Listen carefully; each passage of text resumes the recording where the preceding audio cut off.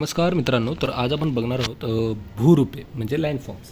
तर भूगोलाच्या सिलेबसमध्ये सर्वात इम्पॉर्टंट टॉपिक मला हा वाटतो, म्हणजे ज्यातून नक्कीच एक क्वेश्चन असतोच. कुठल्याही परीक्षेत असो, ASO असो, STA असो, राज्यसेवा असो, पूर्व परीक्षेत किंवा मुख्य परीक्षेत तुमच्यातला एक तरी क्वेश्चन येणारच आहे या भूरूपेमधला.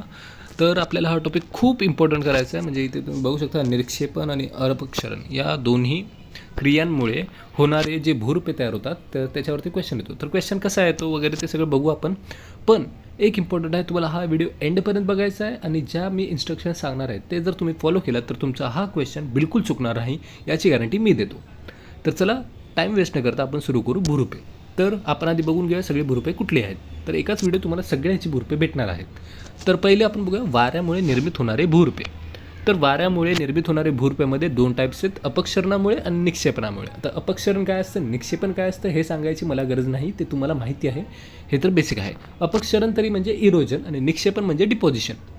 तर अपक्षरणामुळे निर्मित होणारे वातगर्त, वातगृष्ट, जाळीदार खडक, भूछत्र किंवा उथल खडक, आणि नंतर इथे बघू शकता तुम्ही उथल खडक, यारदान, नंतर द्वीपगिरी, मासेबुटे, मेसाबुटे. माझं प्रोनाऊन्सिएशन चुकलं तर सॉरी, पण तुम्ही इथे बघू शकता डायरेक्ट लिहिलेलंच आहे, तर त्याचा काही तुम्हाला इश्यू येणार नाही. तर आणखी आपण बघू इथे पुढे काय झालं, भूस्तंभ. तर हे सगळे झाले अपक्षरणामुळे. निक्षेपणामुळे होणारे भूरूपे जे वाऱ्यामुळे तयार होतात, वाऱ्यामुळेच तयार होतात, ते वालुकागिरी, बारखान. आता बारखानवरती क्वेश्चन आला होता, तुम्हाला माहीत असेल, PYQमध्ये हा क्वेश्चन आहे, बारखान कशामुळे निर्मित होतं. तर वाऱ्याच्या निक्षेपण कार्यामुळे. हे पण लक्षात ठेवायचं की आपल्याला निक्षेपण होते का अपक्षरण कार्यामुळे होते. बारखान, लोयस मैदान, वाळूतट, उर्मी चिन्हे. तर आता आपण हे बघितले वाऱ्यामुळे तयार होणारे. बट वारा आणि पाणी यांच्या संयुक्त कारणामुळे संयुक्त कारणामुळे 5 जी भूरूपे तयार होतात ती बघा. दुर्भिमुपी, बोएल्स मैदान, प्लाया, बजदा आणि नंतर शिलापात. तर हे जी भूरूपे आहेत ती वारा आणि पाणी यांच्या संयुक्त कारणाने होऊ शकतात. तर असा एक क्वेश्चन येऊ शकतो, हे तुम्हाला ह्याच्यातली 3 देतील आणि कुठला तरी वेगळा देतील, जे अपक्षर निक्षेपणामुळे होतो. तर ऑडमन आउट करून तुम्हाला तो एलिमिनेट करून टाकायचा आहे. तर तुम्हाला हे कधी करता येईल, जर तुम्हाला एक्झॅक्ट माहीत असेल तर ते कुठलं आहे. चला, हे झालं वाऱ्यांच्यामुळे. आता आपण बघूया हिम नदीच्या कार्यामुळे होणारी भूरूपे. हिम नदी म्हणजे आईस रिव्हर. तर अपक्षरण आणि निक्षेपण कार्यामुळे होणार. तर हिमगर्त, यू आकाराची दरी. आता यू आकाराची दरीसुद्धा क्वेश्चन पडलेला आहे तुम्हाला, तुम्ही बघू शकता PYQमध्ये जाऊन.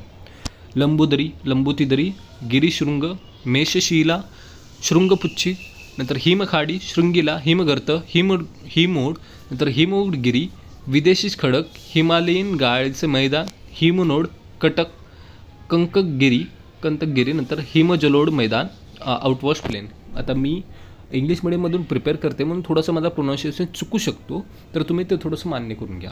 तिथे समोर दिलेलं आहे तर तुम्हाला कळेल. आणि जर बॅकग्राऊंड नॉईस येते तर त्याबद्दल सॉरी. तर हे झाले हिम नदीच्या कार्यामुळे. आता पुढचे बघतोय आपण नदीच्या कार्यामुळे, म्हणजे नॉर्मल नदीमुळे कुठले कार्य होतात. तर अपक्षरण कार्यामुळे आणि निक्षेपण कार्यामुळे. नदीचा वरचा टप्पा आणि मधला टप्पा आणि खालचा टप्पा, हे तर तुम्हाला माहीत असेल. जी रिव्हर असते त्याचे 3 टाईप्स असतात. तर 3 टाईप्समध्ये वरचा टप्पा, ज्यात V आकाराची दरी, घळई, निद्री, कुंभगर्ता, रांजण खळणे, धावता द्रुतवाह म्हणजे रॅपिड्स, कुंभगर्ता म्हणजे पॉट होल्स, निद्री म्हणजे कॅनाइन्स. आता हे जे इंग्लिशमध्ये ट्रान्सलेटेड वर्ड्स आहेत ते पण बघू शकतो. नंतर जलप्रता, गुंफित गिरीपात, इंटरलॉकिंग स्पिअर. आता नदीचा मधला टप्पा आणि खालचा टप्पा, नागमोडी वळणे, नालाकृती सरोवरे. नागमोडी वळणे मीन्स मिअँडरिंग, नालाकृती सरोवर मीन्स ऑक्सबोलेक्स. जेव्हा नागमोडी वळणाने तयार होणारी नदी जर तेव्हा तिचा ओरिजिनल जो पाथ आहे ते चेंज करून लेक्समध्ये कन्वर्ट होतं, तर त्याला ऑक्सबोलेक्स म्हणतात. निक्षेपण कार्य म्हणजे इरोजनल फॉर्म्समध्ये काय येतं, डिपॉझिशनल फॉर्म. तर नदीचा वरचा टप्पा काय फॉर्म करतो, पर्वतीय मैदान, जलोलोड शंखू, जलोलोड पंख, दॅट इज ॲल्युव्हियन्स फ्लॅन, नंतर ॲल्युव्हियन कोन, पर्वतपदीय गाळाचे मैदान. नदीचा मधला टप्पा आणि खालचा टप्पा, पूरतट, पूर्व मैदान, त्रिभुज प्रदेश, समतल प्राय मैदान आणि अवशिष्ट शैल.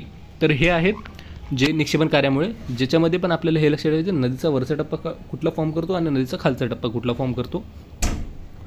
तर आता हे झाले सगळे तुमचे लँडफॉर्म्स. तर तुम्हाला हे कसं लक्षात ठेवायचं आहे, जेव्हा तुम्ही हे एका पेजवरती नोट करून तुम्ही एका साईडला हे चिपकून ठेवा. दररोज थोडं 1-2दा बघितलं तर हे लक्षात राहणार आहे. आणि याच्यावरती ट्रिक्स नका बनवू, म्हणजे ट्रिक्स जे बनवतात की कुठले निनॉमिक्स बनवतात आणि त्याच्यामुळे लक्षात ठेवतात, पण हे खूप सारं जास्त आहे आणि ते लक्षात ठेवण्यासारखं नाही आहे म्युनॉमिक्समुळे.